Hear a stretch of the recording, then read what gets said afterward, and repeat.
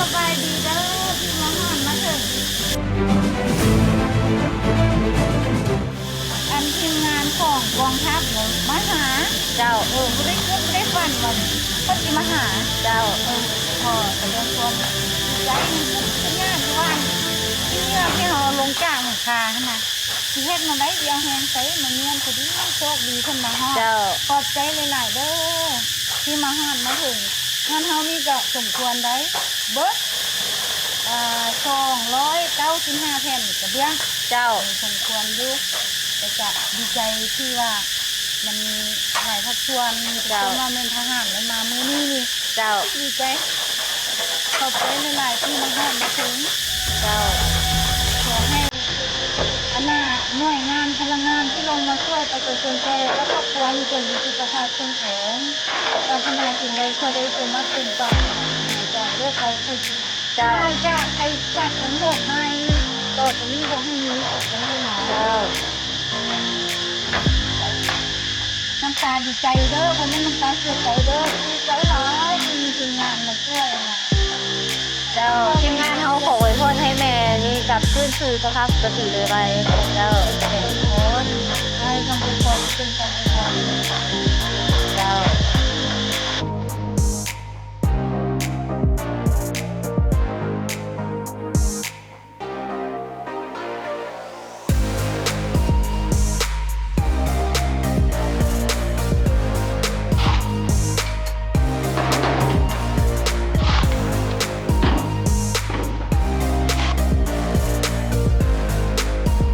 ที่ได้รับคำสั่งบรรดากำลังที่เกี่ยวข้องของกองทัพได้ลงพื้นที่โดยเฉพาะพ่อแม่ช่วยเหลือซ่อมแปลงมุ้งหลังคาเรือนให้กับพ่อแม่ประชาชนและครอบครัวที่ขาดแรงงานทุกการช่วยเหลือของพนักงานนักโทษแม่นได้ทุ่มเทเพื่อแหงและเล็งมืออย่างเต็มที่เพื่อเฮ็ดให้ชีวิตการเป็นอยู่ของประชาชนกลับคืนสู่สภาพปกติโดยไว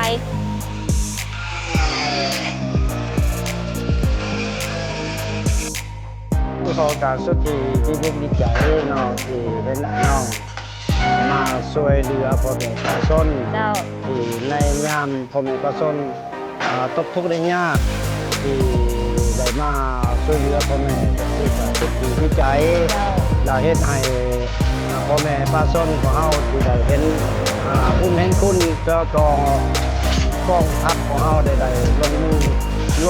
ลงมาช่วยพ่อแม่ประชาชนของเราก็สุดที่ใจครับในเหตุการณ์พายุฝนฟ้าคะนองและหมากเห็บถล่มเพียงระยะเวลาอันสั้นๆแต่สร้างความเสียหายต่อทรัพย์สินของประชาชนดังคาเรือนหลายห้อยหลังถูกทำลายและเครื่องใช้สอยต่างๆได้รับความเสียหายอย่างหลวงหลายเจ้าดอกว่าแม่มาช่วยเบียกอีกคือครับพ่อแม่น้องประชาชนคือว่าได้มาเลยพบมือแล้วเป็นมือที่พบแล้วมากองกู้ภัยวิวัฒน์มาเฮ็ดตกอยู่การลงค่ำแต่ละมื้อนี่บางครอบครัวกันเลยมาหลังคาเก้างอกคือว่ามันเสียหายหลายเติมเลยทำไมเป็นมุงแทนเนาะบางหลังคาได้แต่ว่าเปลี่ยนราคาไม่ในนามกับเจ้าเพื่อไปออกช่วยเหลือพ่อแม่ประชาชนแต่ว่าพ่อแม่ประชาชนผมมีความดีใจฮะนะที่ว่าเห็นไอ้น้องทหารเฮามาช่วยเหลือว่าซั่นซะเอาเจ้าคือสิท่านห้อยโทแสงเพชรเจ้าแสงเพชรมาจากพันรถตั้ง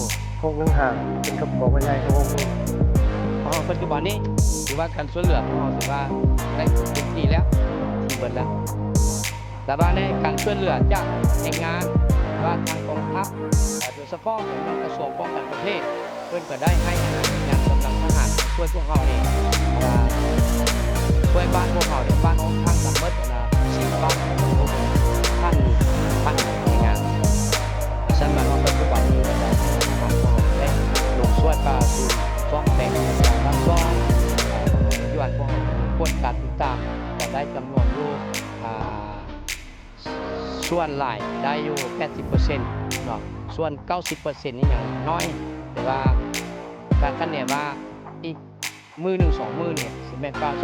ฟื้นฟูเกี่ยวกับมุมเงินนี่ก็สิได้อยู่ประมาณ90เกือบ 100% แล้วเนาะฉะนั้นอย่างสภาพบ้านของพวกเราได้เคย ในนั้นคือเป็นการฟื้นฟูเนาะ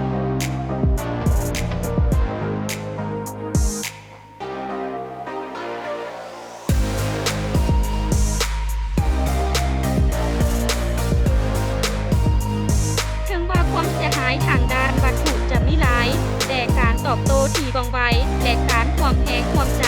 จากทุกภาคส่วน คือกำลังใจอันสำคัญและราคาที่จะช่วยให้พี่น้องชาวเมืองสุโขทัยบอง และเมืองนาไซทองผ่านพ้นวิกฤตภัยธรรมชาติครั้งนี้ไปได้โดยไวสหายมาจากกองใด เจ้าตัวเขาเป็นทหารมาแต่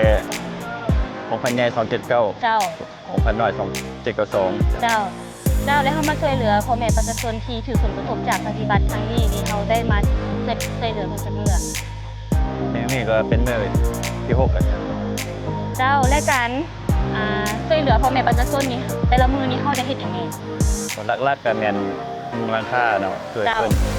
อนามัยโอเคครับโอเคเดี๋ยวว่ามันเสียหายแล้วเขาอนามัยสถานที่ให้เพิ่น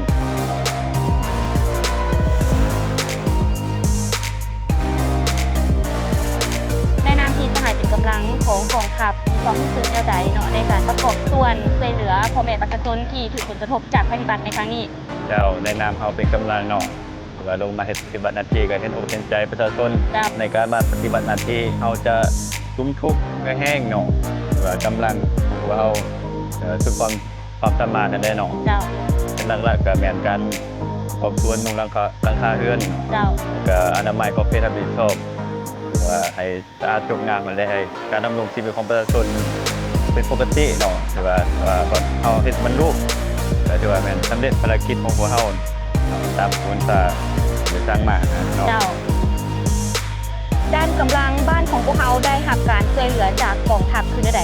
เจ้าท่านก่อนอื่นก็ขอบพระใจนำโทรศัพท์กองทัพที่มาเอาข้อมูลเนาะ เจ้า อันสั้นข้าพเจ้าในนาม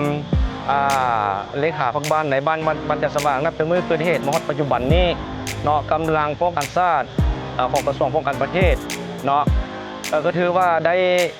ประสานสมทบกับอำนาจการปกครองบ้าน เจ้า เมือง เจ้า ก็ถือว่าปัจจุบันนี้เนาะถือว่าเมืองกำลังป้องกันชาตินี่ถือว่าได้มามีส่วนร่วม เจ้า ในการฟื้นฟูในการซ่อมแปลงเป็นหลังคาเป็นการเขาห้องว่าคนเครื่องคนของหรืออย่างต่างๆที่ว่ากำลังป้องกันชาตินี่เข้ามามีส่วนร่วม เจ้า กับพวกเขาเป็นจำนวนหลวงหลาย ในแต่ละมือนี่ก็ถือว่าพวกเขาก็ได้ขึ้นแผนเนาะขอนำกองพันใหญ่จอด11 เจ้า เป็นผู้ที่สนองกำลังให้พวกเขา เจ้า เนาะท่านนับแต่มือเกิดเหตุปัจจุบันนี่ถือว่าเมืองกำลังป้องกันชาตินี่ถือว่าเข้ามามีส่วนร่วมอยู่ในบ้านของพวกเขานี่หลายพอสมควร เจ้า บางมือก็เป็นร้อยบางมือก็ร้อยกว่าสหายเนาะที่เขามาร่วมในการปรับปรุงฟื้นฟูสภาพครอบครัวของพ่อแม่ประชาชนที่ได้ผลกระทบ ในครั้งนี้นี่ถือว่ามีบทบาทสูงพอสมควร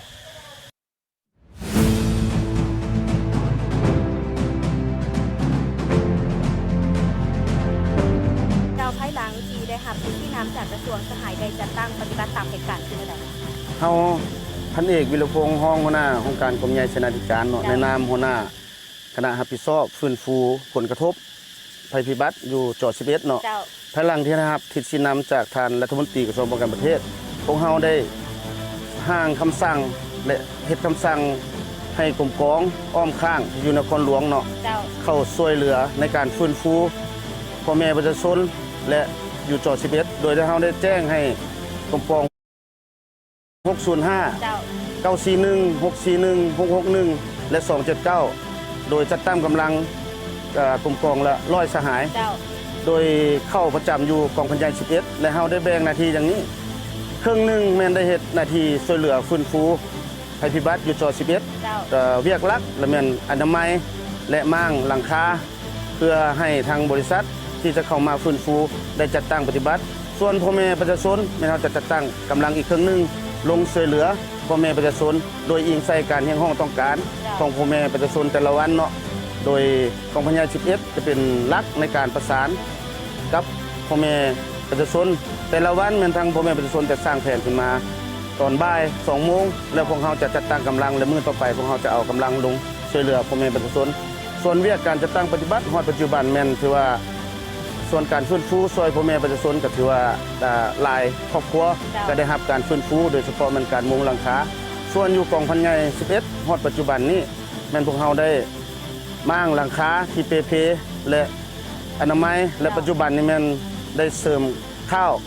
เพื่อกะเกียมในการซ่อมแปลงไม้ เจ้าและแผนการในต่อหน้าเขาจะสืบต่อช่วยเหลือพ่อแม่ประชาชนที่ถือผลกระทบจากภัยพิบัติครั้งนี้คือใด ส่วนแผนการสืบต่อเนาะในการช่วยเหลือพ่อแม่ประชาชนพวกเฮาก็จะปฏิบัติคือปัจจุบันแหละมีแต่ว่ายิงใส่พ่อแม่ประชาชนมีความมีความต้องการแล้วพวกเฮาก็พอกำลังเฮาที่เข้ามานี่500-600สหายแม่นจะประจำอยู่กองพันใหญ่11จนกลัวเมื่อใดจะสำเร็จพ่อแม่ประชาชนว่าสำเร็จแล้วบ่มีความต้องการแล้วพวกเฮาก็จะถอนกำลังกลับ เจ้า และส่วนเวียกสืบต่ออยู่กองพันใหญ่11ก็เช่นเดียวกันจะประจำอยู่นี่จนฟื้นฟูสำเร็จแล้วจึงจะถอนกำลังกลับ เจ้า ขอขอบใจ เจ้าขอขอบใจ ข้าพเจ้าเทพพันเอกสมแพงแก้วศิลาหัวหน้าการทหารกองพันใหญ่ทหารกอง11หรือว่าโดยปฏิบัติตามทิศนำของคณะกระทรวงการต่างประเทศและก็อีกสาเหตุการณ์ที่เกิดขึ้น เจ้า พวกเราได้จัดตั้งกำลังเดี๋ยวว่าเดี๋ยวนี้เนาะนับแต่วันที่22เป็นต้นมาเนาะเวลา 16:03 นาทีน่ะได้เกิด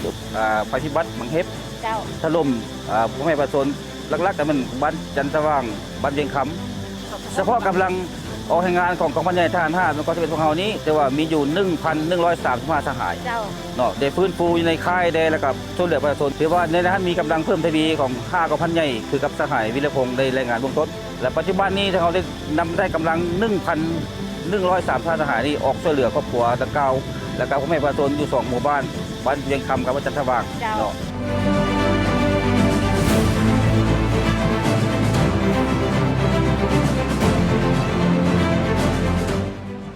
ภัยพิบัติอาจทำลายเฮือนซานให้เพพัง แต่บ่อาจทำลายความสามัคคีของคนในชาติได้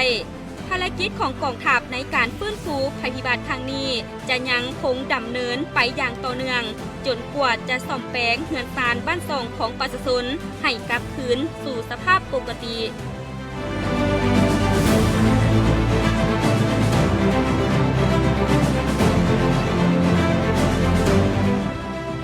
ขอแสดงความขอบใจนำกลุ่มกองที่ว่าการนำพักรัฐ เจ้า ที่ได้เข้ามาอุ้มสู้ช่วยเหลือพ่อแม่ประชาชนของพวกเฮา เจ้า ที่นิยามตกทุกข์ได้ยากอย่าให้น้องกองทัพของเฮาบ่ได้ปะได้ทิ้ง ท่านผู้ชมการช่วยเหลือพ่อแม่ประชาชนที่ถือผลกระทบจากภัยพิบัติครั้งนี้เป็นการแสดงให้เห็นถึงสายพัวพันอันสนิทแน่นระหว่างกองทัพกับประชาชนเปรียบดังปากกับน้ำที่บ่สามารถตัดแยกออกจากกันได้บ่ว่าจะอยู่ในสถานการณ์ใดกองทัพประชาชนลาวยังคงเป็นกำลังหลักแหล่งที่พร้อมอยู่เคียงข้าง